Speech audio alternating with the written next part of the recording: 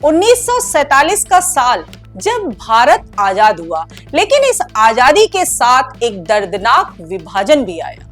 लाखों लोग बेघर हुए, खून बहे और एक नया देश पाकिस्तान बना। लेकिन सवाल ये है कि आखिर ये विभाजन हुआ क्यों?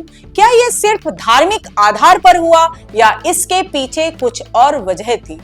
नमस्कार दोस्तों, मैं तमन्ना और आप देख रहे हैं द संकेत लाइव। आज की जरूरत की खबर में हम 4 अलग अलग थ्योरीज पर बात करेंगे जो बताती है कि भारत विभाजन की असली कहानी क्या थी। साथ ही हाल में वक्फ बिल पर मुस्लिम नेताओं के बयानों पर भी चर्चा करेंगे। तो चलिए इतिहास के पन्नों को पलटते हैं। पहली थ्योरी कहती है कि भारत विभाजन की नींव में मुस्लिम नेता भी शामिल थे। 1857 की क्रांति के बाद हिंदूवादी नेता राजनारायण बसु ने कहा कि हिंदू शक्ति को मजबूत करना जरूरी है।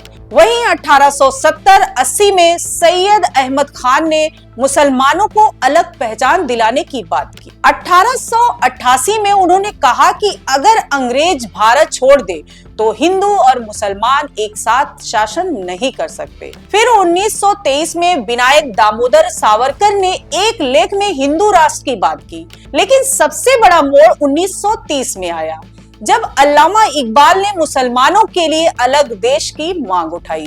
1932 में उन्होंने इस विचार को और मजबूत किया और पाकिस्तान शब्द का इस्तेमाल किया। क्या ये थ्योरी सही है? चलिए अगली थ्योरी देखते हैं। दूसरी थ्योरी बताती है कि भारत विभाजन ब्रिटिश साजिश का नतीजा था। 23 मार्च 1940 को मुस्लिम लीग ने लाहौर प्रस्ताव पास किया जिसमें अलग देश की मांग की गई। लेकिन क्या ये सिर्फ मुस्लिम लीग का फैसला था? इतिहासकारों के मुताबिक ब्रिटिश कैबिनेट मिशन ने 1946 में एक योजना पेश की जिसे मुस्लिम लीग ने ठुकरा दिया। 16 अगस्त 1946 को डायरेक्ट एक्शन डे के दौरान कोलकाता में हिंसा भड़क उठी जिसमें 2 दिन में 4000 लोग मारे गए। 3 जून 1947 को कांग्रेस और मुस्लिम लीग ने माउंटबेटन प्लान को मंजूरी दी और 18 जुलाई को भारतीय स्वतंत्रता अधिनियम पास हुआ। क्या ब्रिटिशों ने जानबूझकर इस विभाजन को बढ़ावा दिया? ये सवाल आज भी अनसुलझा है। तीसरी थ्योरी कहती है कि विभाजन के बाद भी भारत में मुसलमानों की जड़ें गहरी ही रही। 1941 की जनगणना के मुताबिक भारत में 23.81% यानी 9.2 करोड़ मुसलमान थे, जिनमें से 3 करोड़ भारत में ही रुके। इतिहासकार मुसीरुल हसन कहते हैं कि विभाजन के बाद भी मुसलमानों ने भारत में रहना चुना। 14 मई 1943 को शिकारपुर में अल्लामा बर्क की रैली हुई जहां मुस्लिम लीग पर इस्लाम का आरोप लगाया गया। वहीं मौलाना आजाद ने 1947 में जामा मस्जिद से कहा, ये तुम्हारा मुल्क है, यहाँ रुको। 23 मार्च 1956 को ब्रिटिश एक्ट के तहत भारत का संविधान बना और मुस्लिमों को धार्मिक आजादी मिली। इतिहासकार अपर्णा जालान और अनन्या भट्टाचार्य कहते हैं कि विभाजन के बाद भी मुसलमानों ने भारत को अपनी पहचान बनाया। चौथी थ्योरी कहती है कि विभाजन के बाद जनसंख्या का बड़ा बदलाव नहीं हुआ। पाकिस्तानी विश्लेषक प्रोफेसर इस्लामुद्दीन अहमद कहते हैं कि 1947 में मुसलमानों को पाकिस्तान जाने का दबाव नहीं था। 11 अगस्त 1947 को नेहरू ने दिल्ली में कहा कि जो मुसलमान यहाँ रुकना चाहे वो रहें। 27 अगस्त से 6 नवंबर 1947 के बीच 673 रिफ्यूजी ट्रेनें चली जिनमें 23 लाख लोग आए, लेकिन 9.39 लाख मुसलमान भारत में ही रुके। 1951 की जनगणना के मुताबिक 72.26 लाख मुसलमान भारत में थे, जबकि 72.49 लाख हिंदू और सिख पाकिस्तान से आए।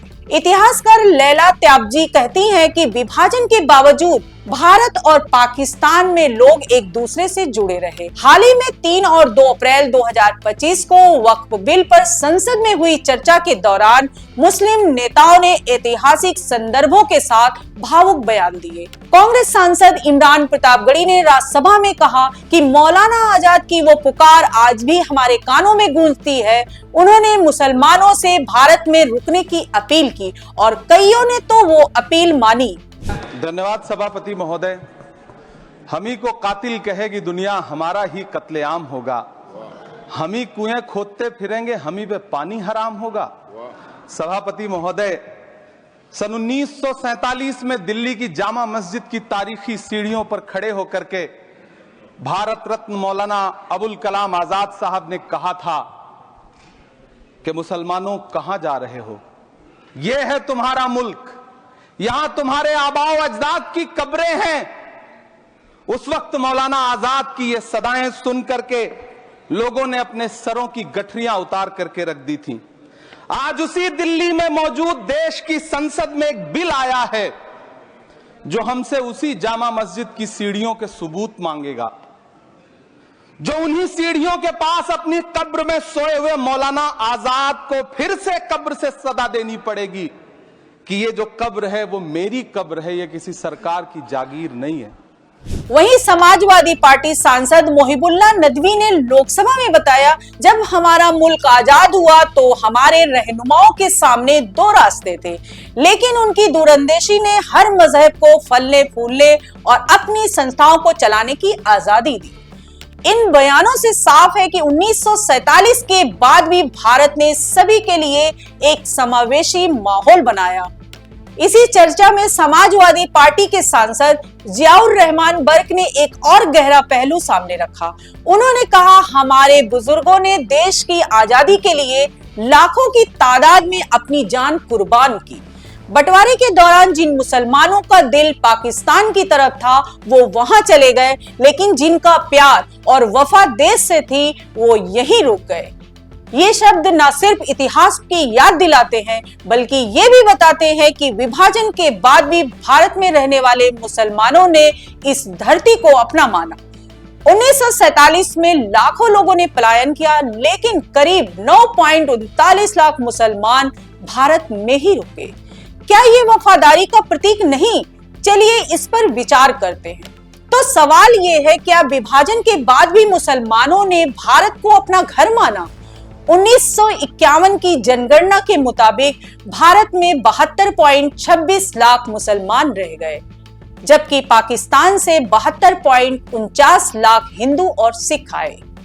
इतिहासकार लैला तैयब जी कहती हैं कि विभाजन के बावजूद भारत और पाकिस्तान के लोग एक दूसरे से जुड़े रहे। वहीं वक्फ बिल पर यह चर्चा हमें याद दिलाती है कि आज भी मुसलमानों की पहचान भारत से जुड़ी है। लेकिन क्या ये जड़ें और गहरी हो सकती है? क्या विभाजन का दर्द अब भी समाज में बंटवारे की खाई छोड़ गया है? ये सवाल आज भी अनुत्तरित है और हमें सोचने पर मजबूर करते हैं। तो दोस्तों, आज की इस चर्चा से साफ है कि 1947 का विभाजन सिर्फ भौगोलिक नहीं बल्कि भावनात्मक भी था। फिर भी कई मुसलमानों ने भारत को चुना और उनकी ये वफादारी आज भी कायम है। आपको ये वीडियो कैसी लगी? कमेंट में अपनी राय जरूर शेयर करें। द संकेत लाइव को सब्सक्राइब करें और बेल आइकन दबाएं ताकि हर जरूरी खबर आप तक पहुंचे। मिलते हैं अगली वीडियो में, तब तक इतिहास से सीखें और एकता को मजबूत करें। नमस्कार दोस्तों।